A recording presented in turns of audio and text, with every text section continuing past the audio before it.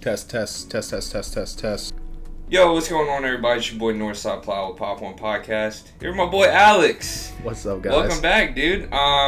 So you went this week and you had a big Yu-Gi-Oh eventful weekend. You went to the regional out in Baton Rouge, Louisiana. Shout out the Rogue Games. I think is it Rogue Gaming or Games? I think it's the Rogue Games. Yeah, super awesome people. Great event, very professional, well done. And then you went up to top tier up in Hattiesburg and did the 3v3. Pretty crazy, man. You topped out on both of those events, dude. Yeah, it was a fun weekend. Topping the regional 2 weeks ago and then being able to get a second top with this deck. I'm having a lot of fun with this deck, just enjoying it a lot, and then being able to go to that 3v3 kind of not playing with teammates, playing with other people, and being able to get first place there. That was really cool. Being able to play with good friends of mine and just having a fun time. Very awesome. Yeah, you went out there with Michael J, Aurora, Joseph and Sean. Yep, Joseph and Sean. Yep, went out there. It looked like y'all had a really good time. We did. I know top tier loves seeing you guys, man. But the funny story is, though, let's see, we went out to Mendenhall, this is about 3 weeks ago. Yeah. And you sadly bubbled out of the regional. Couldn't get your invite. So we were very stressful going into these next two regionals. We had one right after that. It was supposed to be at another shop, but they moved it to Mendenhall. And you ended up topping that, getting your invite. Very nice. So we're secured for Nats. And then you decided, hey, I need a little bit of testing. So you went out to Baton Rouge and ended up topping that one too, man. So you came home with the playmat. You got your invite again. And you played a really good deck. You played the deck that you're falling in love with.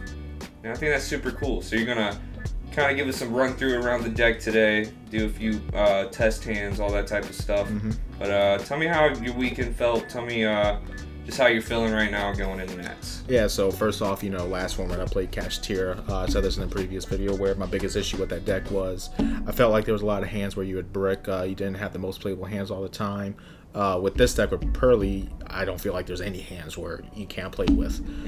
It got to the point where Sunday I was playing against a Super Heavy Samurai, and the board was literally a 3-negate Appaloosa, a Borreload Savage, a Regulus, a Barone, and 2 hand traps in hand.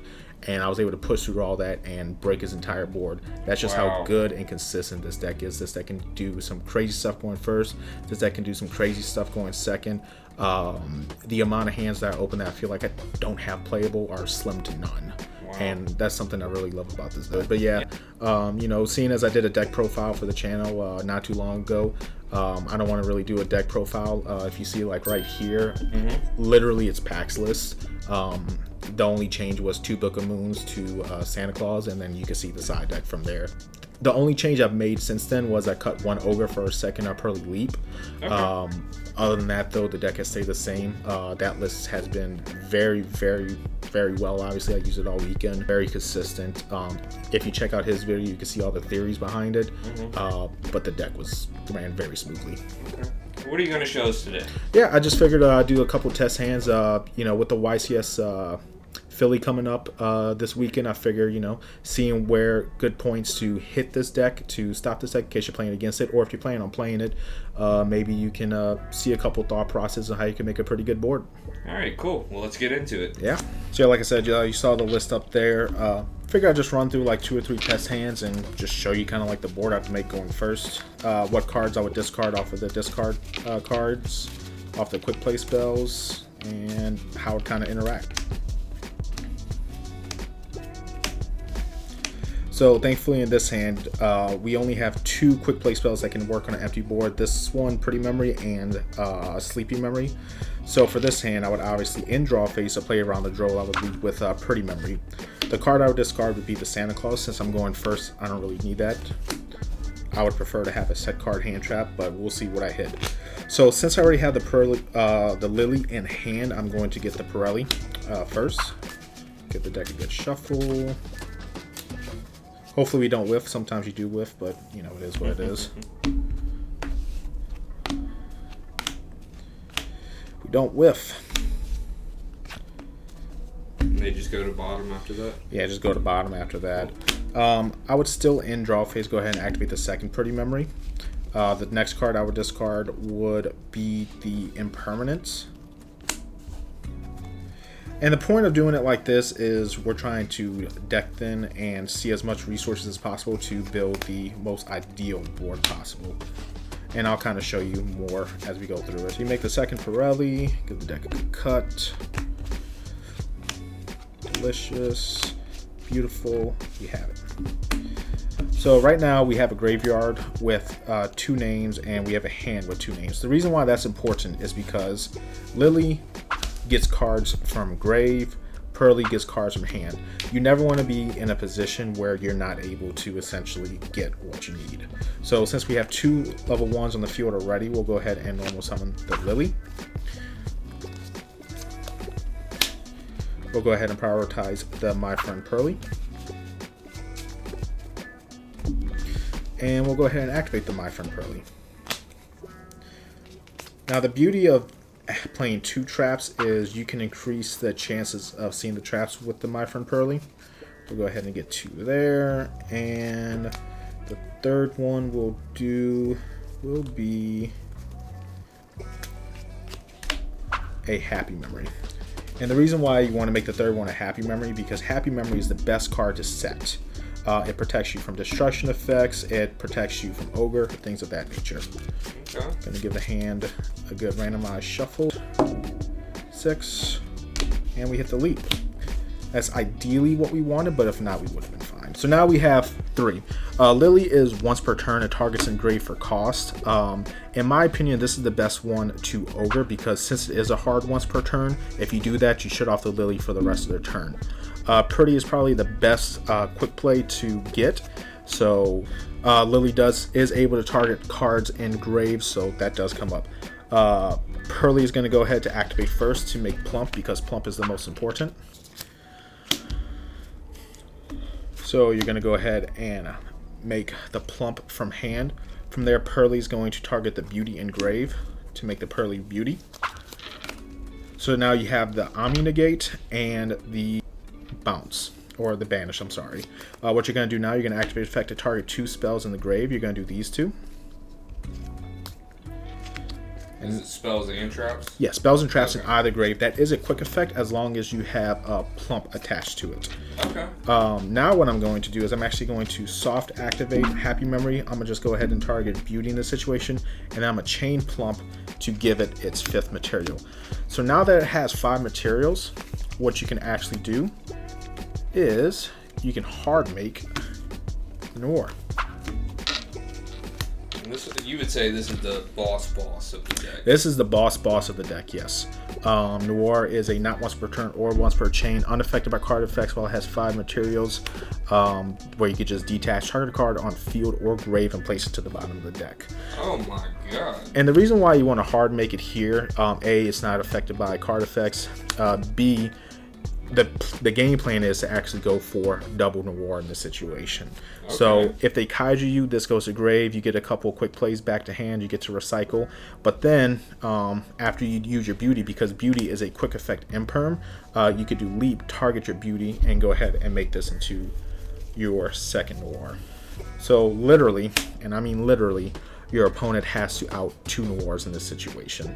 And then on the following turn, what's beautiful about beauty, it has the effect while it's equipped to any Purrely XYZ, you can send a card you control to the grave and attach one of your opponent's cards to it as material. So that is the ideal situation. You end on a situation where you're able to get a double Noir out. Mm-hmm. That's probably the best way to play it.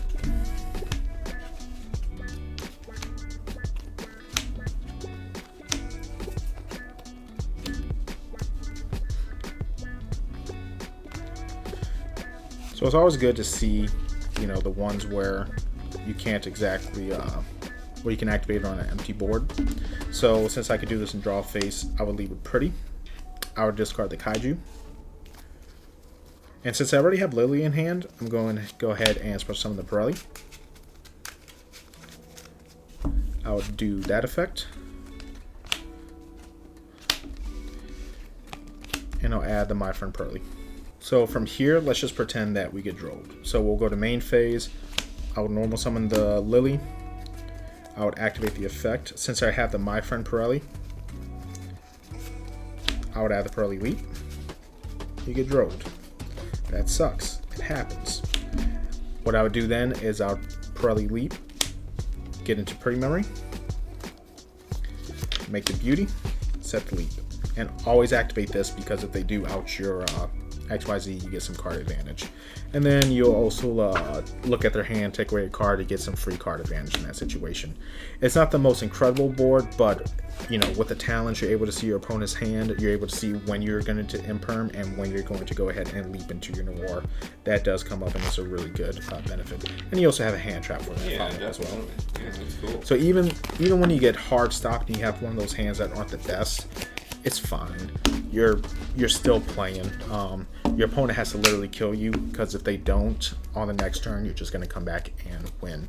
Many times at the regional on Saturday, they weren't able to kill me that second turn, and on the crackback, I was able to come in and normally make a Zeus and break the. Right, so this hand is pretty good. This hand does lose the draw, but let's just say hypothetically they don't open the draw.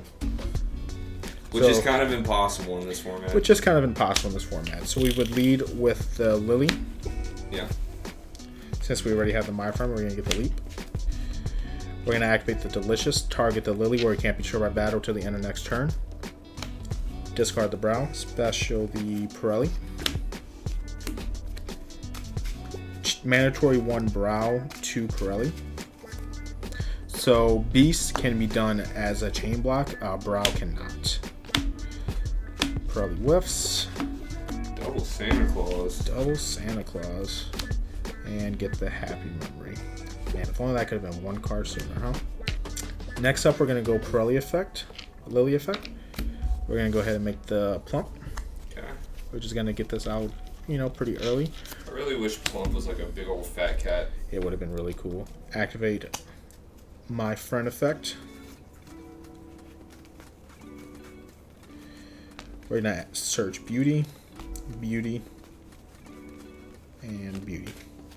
And the reason why we're searching 3 beauties is because it's the hand one is the next best one. So we're going to get one randomly added. And then we're going to go Happy Memory. We're going to target the Plump. We're going to chain the Plump. We'll get the Happy attached. And then we'll go ahead and search our next Purrely. Let's see what we hit. We whiff again. Oof. That is crazy. Sometimes that does happen, though. It is a little unfortunate. We don't want to fully end on a, super weak board like that, but it does happen sometimes. What I would do next would actually be Sylvan Princess Sprite. I want to see if we can get the hit. We do. We get the Happy Memory. Get a Happy Memory. We're going to target the Plump. We're going to chain the Plump to attach. Get our last Purrely. Now you are out of Purrelys, but it's fine because you do play the trap. When you activate the trap next turn, it will go ahead and get that back onto your deck. Let's see if we whiff a third time. We don't. It's crazy. So, kind of same logic as it was before. We're going to go ahead and go Plump effect. Get these spell card. So now you have a 1, 2, 3, 4, 5 material Plump. You can go ahead and make your hard Noir. You'll go Purrely. Make your Plump. It's not as good as finishing on Beauty, but being able to go into 2 Noirs is still kind of the ideal situation to go.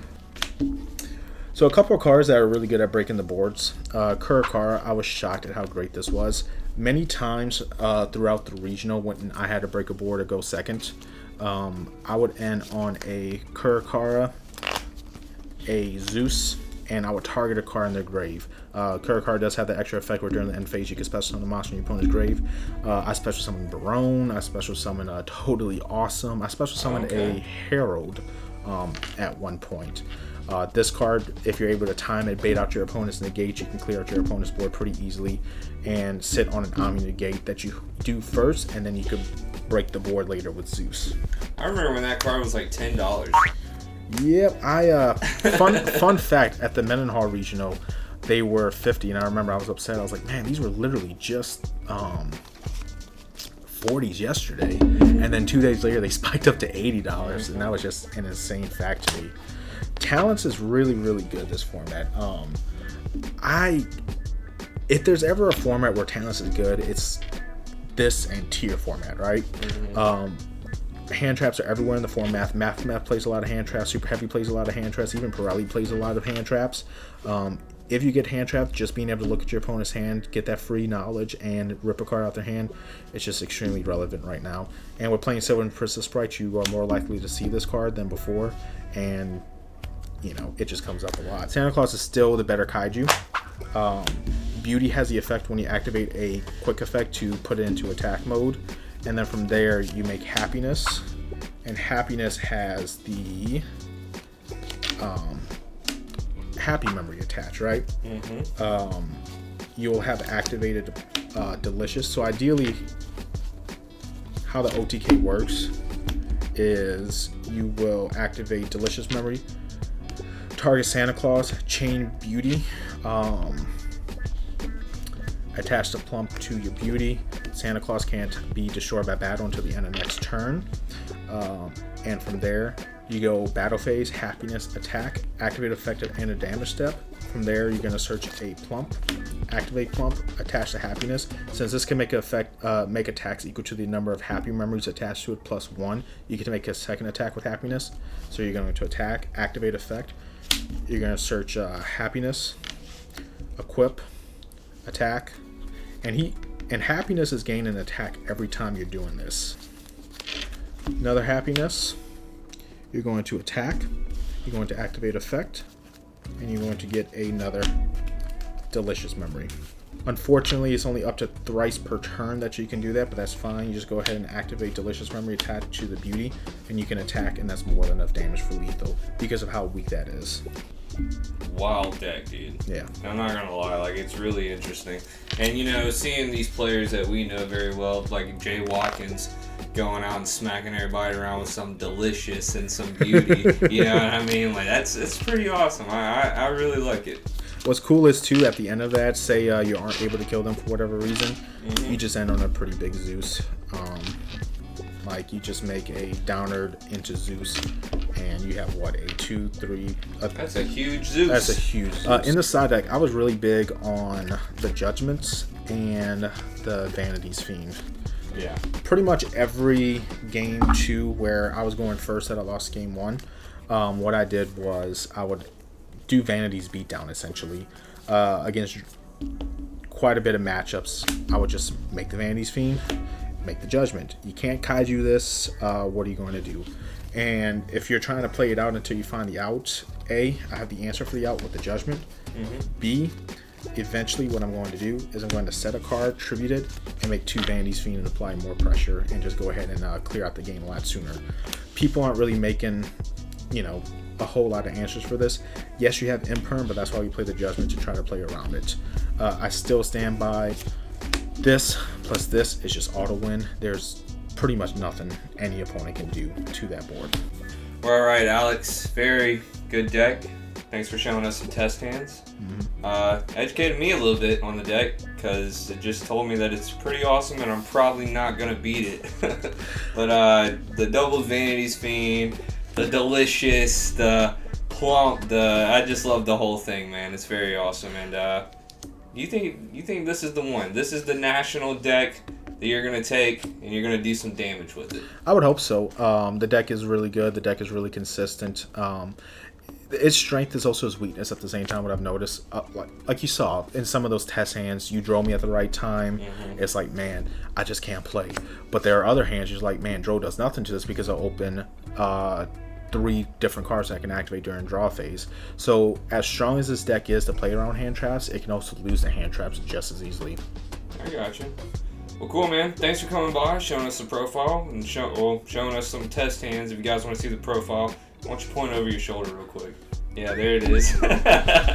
You guys can go check that out. So we'll see you guys in Nats. I mean, that's pretty much it. We've already got our invites. Alex and I went and top 2 regionals in a row. So he's ready for Nats. I'm ready for Nats, and it's going to be a crazy deal. But until next time, man, we'll see you. I appreciate you. Peace.